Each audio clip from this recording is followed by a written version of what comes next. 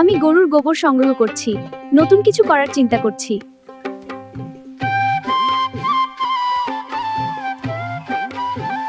গোবর দিয়ে আবার কি হবে? রাধা পাগল হয়ে গেছে। একদিন আপনারা বুঝতে পারবেন। এইসব কি করছো রাধা? গোবর নিয়ে সারাদিন পড়ে থাকো, মানুষ হাসছে, তুমি পাগল হয়ে গেছো নাকি?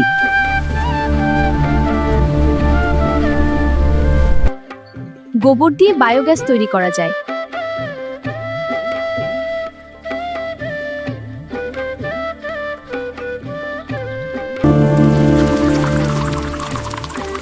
এই প্ল্যান্ট থেকে গ্যাস তৈরি হবে। এখন আমি বায়োগ্যাস দিয়ে রান্না করছি।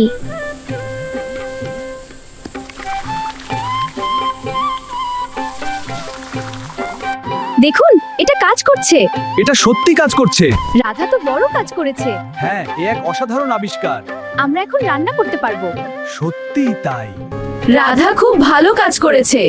এতে গ্রামের উপকার হবে। পরিবেশ বাঁচাতে সবাই এগিয়ে আসুন।